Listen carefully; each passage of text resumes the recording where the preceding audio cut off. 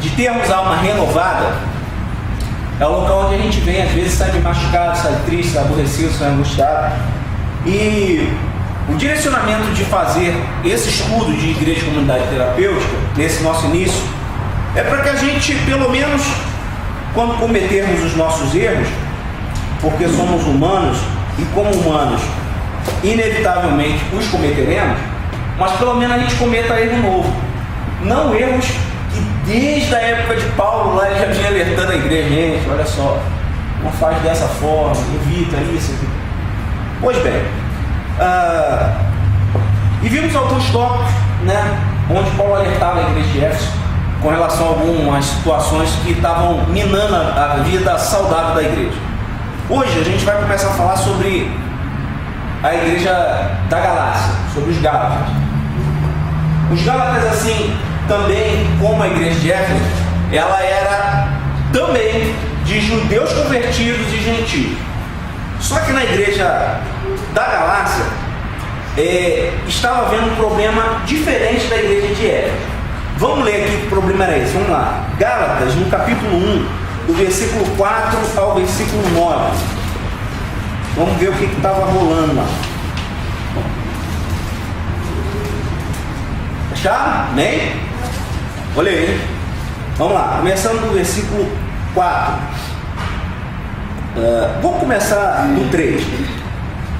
Graça a vós outros e paz da parte de Deus, nosso Pai, e do nosso Senhor Jesus Cristo, o qual se entregou a si mesmo pelos nossos pecados, para nos desarraigar deste mundo perverso, segundo a vontade do nosso Deus e Pai, a quem seja glória pelos séculos dos séculos. Amém. Admira que estejais passando tão depressa daquele que vos chamou na graça de Cristo para outro evangelho, o qual não é outro, senão que há alguns que vos perturbam e querem perverter o evangelho de Cristo. Mas ainda que nós, ou mesmo um anjo vindo do céu, vos pregue o evangelho, que vá além do que vos temos pregado, seja maldito. Assim como já dissemos, e agora repito, se alguém vos pregar o evangelho, que vá além daquele que recebeste, seja maldito. Pois bem, o que estava acontecendo lá na igreja da Galácia? Se levantou um grupo no meio da igreja que queria que a salvação em Cristo não fosse justificada somente pela fé, mas também pelo mérito. E que mérito era esse? Os judeus convertidos da Galácia queriam imprimir aos gentios que eles fizessem a circuncisão, que era uma aliança ainda do Velho Testamento, que já tinha sido abolida, porque Paulo já tinha passado, já tinha pregado a salvação de Cristo através da fé, dizendo que era pela graça, que não era mais nada que eu podia fazer para que eu fosse merecedor daquilo. Isso estava causando muita confusão, e Paulo falou assim: gente, me espanta que em tão pouco tempo que foi pregado o evangelho para vocês, alguém está chegando, se levantando no meio de vocês e falando algumas coisas que eu não falei, e vocês estão deixando de seguir os preceitos, os ensinamentos que eu, Paulo, outra hora deixei para vocês. Vocês estão entrando nessas loucuras que estão por aí. E não está muito diferente de hoje, porque de vez em quando a gente vai vendo algumas vinculações que não tem nada a ver com a Bíblia, principalmente nesse momento da oferta aqui. Eu estou cansado de ver, quer dizer, menos cansado agora porque eu parei de ir em alguns locais onde eu ouvia muito isso, a associação de que você era abençoado à medida do valor que você dava. Isso não tem, isso, muito pelo contrário. A Bíblia, quando relata e fala de oferta no Novo Testamento, fala daquela viúva que veio e entregou tudo que ela tinha, que era muito menos do que tinha sido ofertado pelos outros, mas diz que a oferta daquela viúva agradou muito mais, não pelo valor, mas pelo propósito que ela tinha no coração dela, pela motivação que ela tinha no coração dela. Então a gente vai ver no Novo Testamento que, na verdade, a oferta não tem nada a ver com valor, mas tem a ver com motivação, tem a ver com sinceridade, tem a ver com que importância esse ato tem para mim, e não com a quantia que eu coloco dentro das gasofilácio. Mas hoje em dia, não é bem isso que a gente ouve por aí. Eu já contei aqui para alguns, compartilhei que logo que eu cheguei em Brasília, eu fui a uma reunião de uma igreja grande aqui em Brasília, e eu procurava uma igreja para congregar, E quando eu cheguei lá, um casal foi chamado para dar o testemunho, né? E até então o culto estava bom pra caramba. E aquele casal deu um testemunho, mas o problema não foi o testemunho. O problema foi a conotação dada ao testemunho. Porque de acordo com o testemunho daquele casal, ela estava ou tinha recebido aquilo que ela necessitava ou desejava receber em função de uma oferta que ela tinha dado. E aí você que estava sentado lá no banco e de repente não dava oferta ou não tinha dado oferta, você se sentia o verme, o cavalo do bandido que não entrou em cena. Você se sentiu porcaria. E aquilo me incomodou. E aquele testemunho, ao invés de me edificar, me entristeceu muito. E a gente vai vendo isso, foi o que eu dou, que é o mais famoso, é o mais conhecido hoje quando a gente fala a respeito de oferta e dízimo. Mas tantas outras doutrinas que você vai olhando algumas pessoas falarem algumas coisas, e quando você examina a Bíblia, você vê que aquilo pouco tem a ver com o ensinamento que Jesus deixou para a gente. E isso vai fazendo com que a igreja seja minada na sua saúde. E aqui Paulo advertia a igreja da Galácia com relação a isso. Gente, não tem nada a ver. Você não tem mais que fazer circuncisão. Isso foi um impacto do passado. Hoje em dia é você crer. Você creu, acabou. E hoje em dia essa facilidade é tão grande que a gente continua querendo inventar. E a Bíblia fala, meu irmão, é pela graça. É pela graça. Não há nada que eu possa fazer para que eu possa ser mais merecedor do que qualquer um de vocês que estão sentados aí. Nós temos o mesmo direito, o preço já foi pago e foi pago igualmente por cada um de nós. Isso faz de nós iguais. Ninguém aqui é melhor do que ninguém por motivo nenhum. Independente se você dá 100, dá 10, dá 10 centavos, bota as moedinhas que nem o Érico colocou ali, isso não faz diferença nenhuma, porque o preço já foi pago.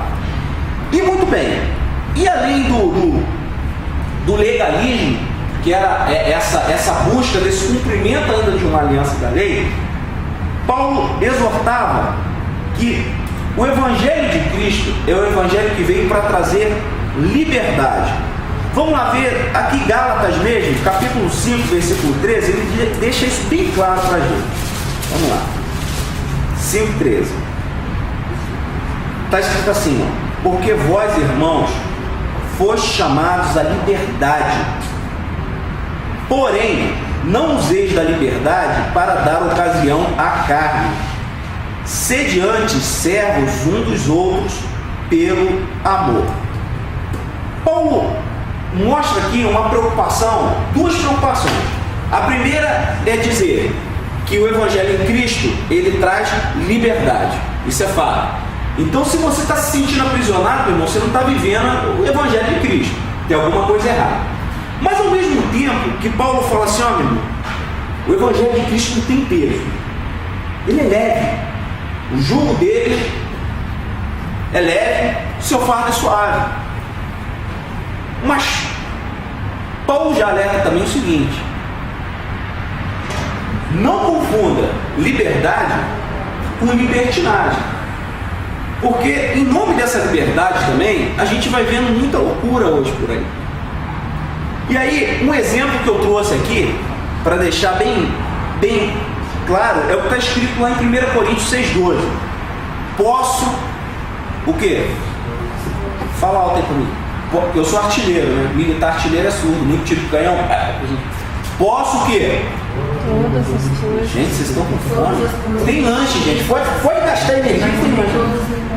Posso todas as coisas. Eu posso tudo. Eu posso tudo. Isso vai totalmente ao encontro de um conceito que se tinha de o quê? Eu não era crente, estava no mundo. Aí eu sentia aquele fogo arder no meu coração, mas a primeira coisa que eu pensava, não, se eu aceitar Jesus aqui, pô, eu não vou poder mais isso, eu não vou poder mais aquilo, eu não vou mais poder aquilo outro. Ou seja, o Evangelho era vinculado totalmente ao contrário dessa palavra que Paulo deixa aqui. Paulo diz que eu posso o quê? Eu posso tudo. Mas quando a gente pensava em Evangelho, a gente raciocinava que a partir do momento que eu passava a viver o Evangelho de Cristo, virava crente, virava Bíblia, eu não ia poder um monte de coisa. E Paulo vem dizer, nossa, vocês podem tudo. Imagina uma coisa aí, pode, mas nem tudo convém. Paulo Paulo já dizia isso para nos advertir, para que a gente tivesse cuidado, para que nós não nos tornássemos escravos da nossa própria liberdade. O que é isso, Zé? O que é o escravo da própria liberdade? O fumante. Ele fuma, né? Eu posso fumar também, se eu quiser? Paulo disse que eu posso. Paulo falou que eu posso tudo. Mas eu digo assim, não quero. Agora o fumante, ele acha que eu sou o escravo.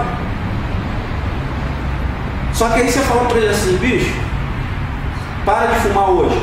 Não consigo. O que ele virou? Escravo da própria liberdade. Ele tinha liberdade de fumar, pois bem, começou a fumar e agora não consegue parar. Ele um dia não bebia, começou a beber, hoje não consegue mais parar, ou seja, virou escravo da própria liberdade. E é a respeito disso que Paulo nos adverte aqui, gente, ó, o Evangelho deixa você livre, mas cuidado com o que você vai fazer com essa liberdade, porque senão você pode virar escravo da sua liberdade. Não confunda liberdade com libertinagem. E ele deixa um outro parâmetro aqui muito interessante nesse versículo, ó. Porque vós, irmãos, foste chamados à liberdade, porém não useis a liberdade para dar ocasião ao pecado, ou seja, cuidado para você não virar escravo da sua liberdade. Sede antes servo uns dos outros pelo amor. O que Paulo está dizendo nessa última parte do versículo? Bom, querido, tem outro parâmetro para estabelecer até onde vai a sua liberdade. A sua liberdade vai até aonde você não interfere na liberdade do teu irmão. Ou seja, Paulo está dizendo aqui que eu tenho que estar preocupado com o meu irmão na utilização da minha liberdade. Eu sou livre até o ponto em que a minha liberdade não incomoda e não ultrapassa o espaço do meu irmão.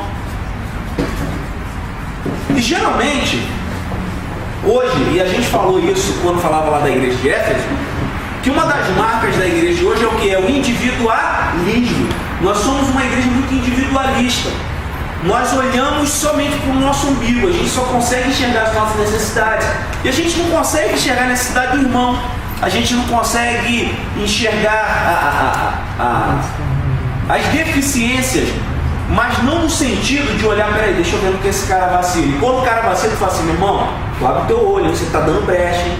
Isso é porta para o inferno, isso é porta para o diabo na tua vida. Não, mas no sentido de suportar, dar suporte uns aos outros. Muito bem. E dentro desse contexto aí de liberdade, Paulo chama a atenção como é que a gente tem que tratar aqueles que dão uma vacilada no nosso meio, que a gente sabe que o exército de Deus é o único exército que abandona os feridos no meio do caminho. O cara, quando fica ferido em qualquer exército, e aí eu como milico eu digo que a técnica na guerra não é você matar o inimigo, é você ferir, porque quando você fere, você tira o que feriu, o que está ferido e mais o que vai carregar ele no combate, porque a ordem é, se o cara está ferido e está vivo, meu irmão, não pode abandonar ele na linha lá de combate, você tem que carregar. Só que na igreja é um exército que faz exatamente o contrário. O cara foi ferido, meu irmão, olha, vou mais andar com você não, meu querido, porque andar com você eu me queimo, que você agora é alguém a serviço do diabo, no meio da congregação. E a Bíblia nos ensina que o problema não é o pecado que está inserido no contexto da igreja, não é a presença do pecado, mas é a ausência da graça. O que mina os nossos relacionamentos como igreja não é o pecado, que volta e meia o irmão de repente dá um deslize e cai, mas a ausência da graça, que é aquela que faz com que eu olhe para aquele que caiu, para aquele que pecou com misericórdia. E às vezes o cara já está na lama, só está a cabeça de fora, aí ele estende a mãozinha assim achando que você vai dar a mão, e você pisa na cabeça e termina de afogar o pobre coitado do pecado dele. Você imaginou a cena? A gente ri, mas é de chorar. Entendeu? E aí Paulo vem aqui dizendo como é que a gente tem que tratar aquele que de vez em quando, de repente, deu uma vacilada no nosso meio. E está lá no versículo de 1 a 5, do capítulo 6, também de Gálatas. Eu vou ler rapidinho, porque a nossa hora já está avançando. Diz assim, ó, irmãos, se alguém for surpreendido em alguma falta, vós que sois espirituais, isso aqui é tremendo, isso aqui é muito, muito legal. Vós que sois espirituais, corrijo com bem tentado, levai as cargas um dos outros, e assim cumprireis a lei de Cristo. Porque se alguém julga ser alguma coisa, não sendo nada, a si mesmo se engana. Mas prove cada um o seu labor, e então terá motivo de gloriar-se unicamente em si, e não em outro, porque cada um levará o seu próprio fardo. Eu vou ficar só até aqui mesmo, né? Do 1 ao 5. Pois bem, esse primeiro versículo aqui, ele fala tudo, ele resume tudo. Irmãos, se alguém for surpreendido numa falta, vós que sois espirituais, corrige-o com espírito de brandura e guarda-te, para que não sejas também tentado. Ele falou assim: alguém caiu, aí ele já joga uma responsabilidade. Se o teu irmão caiu, você que é espiritual, corrige. Rapaz, aí o religioso adora essa parte, né? Confia, bota a cara aí, filho. Aí eu fui na origem dessa palavra corrigir. Essa palavra, ela tem origem no grego na palavra catartizo, que quer dizer restaurar. Então, na verdade, quando ele diz assim, vós que sois espirituais, corrige, ele não quer dizer que você tem que pegar o cara e falar assim: meu filho, agora nós vamos fazer um trato aqui. Você pecou? Então você vai entrar com as nádegas e eu vou entrar com o pé. E pé no seu traseiro, filho, porque você não pode estar mais no meio de nós porque você pecou. Paulo diz que eu, como espiritual, eu tenho que ajudar a restaurá-lo. E como é que a gente restaura? Andando junto. Eu não posso excluir, não tem como eu restaurar alguém botando ele para fora. Fala assim: meu filho, olha, para te restaurar, eu vou fazer o seguinte: você vai para a rua, você não serve para estar no nosso meio, e depois que você estiver restaurado, aí você volta. Não. Porque o que é que traz a restauração? É a fé. É a fé o quê? Que a despeito de eu ter caído, a despeito de eu ter vacilado, o sangue de Jesus ainda é capaz de me purificar de todo o meu pecado. E como é que essa consciência, ela brota na minha cabeça e no meu coração? Através da palavra. E aí vem o que a palavra diz, você está cansado de saber. A fé vem pelo ouvir. E ouvir o quê? A palavra. E onde você ouve a palavra? Aqui, meu irmão. Então, se o cara tem que ser tratado, tem que ser tratado aqui, ouvindo palavra, com carinho, com amor, lembrando sempre que a gente não pode confundir liberdade com libertinagem. Que tinha uma música muito engraçada, né, que causou muita polêmica no tempo que ela foi composta. Quer dizer, como é que é?